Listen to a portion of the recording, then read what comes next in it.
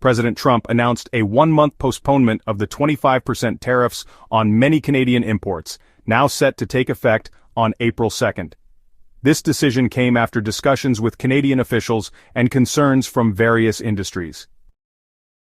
In response, Canadian Finance Minister Dominic LeBlanc stated that Canada would delay its planned second wave of retaliatory tariffs, valued at $125 billion, until April 2nd. The initial tariffs, targeting $30 billion worth of U.S. goods, remain in effect. Among the various actions taken by different provinces, British Columbia's response stands out due to its unique position as a critical link between the U.S. mainland and Alaska. British Columbia is set to introduce legislation that would allow the province to impose tolls on commercial vehicles traveling to Alaska in response to U.S. President Donald Trump's tariffs. This is about sending a clear message to the President, to Alaska's Republican congressional representatives, and to the state's Republican governor, said BC Premier David Eby on Thursday. The proposed legislation would also enable BC to require that low-carbon fuel additives for gasoline and diesel be produced in Canada. Additionally, it would provide the province with new tools to eliminate internal trade barriers as Canada seeks to lessen its dependence on the U.S.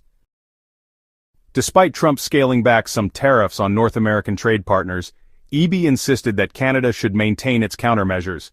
"We will not tolerate these ongoing threats and uncertainty. We're standing up for Canadians. This behavior is unacceptable, and we are making it clear to the U.S. just how frustrated we are," he said. "I say we don't back down until the president takes the threat off the table." Eby noted that while he wouldn't implement the tolls immediately, and the number of affected trucks is relatively small, the move signals the growing strain between longtime allies as Canada ramps up pressure on Trump to abandon his tariff plan. "The White House has launched a trade war we never wanted, and we must respond decisively," said Premier Eby. "These initial measures are just the beginning. In the coming weeks we will introduce additional tools to safeguard our economy against this sustained economic aggression." The BC government plans to introduce tariff response legislation in the coming days, equipping the province with new mechanisms to protect jobs, businesses, and swiftly address challenges stemming from Trump's trade war.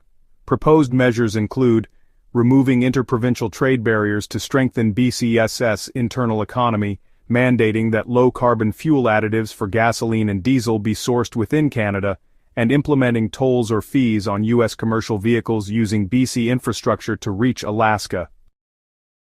These tariffs are a serious misstep by Trump's administration, hurting families and businesses on both sides of the border, Premier Eby added.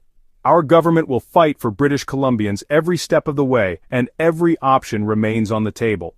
As an immediate response, the province has directed the BC Liquor Distribution Branch to halt purchases of American liquor from red states, removing those brands from public liquor store shelves.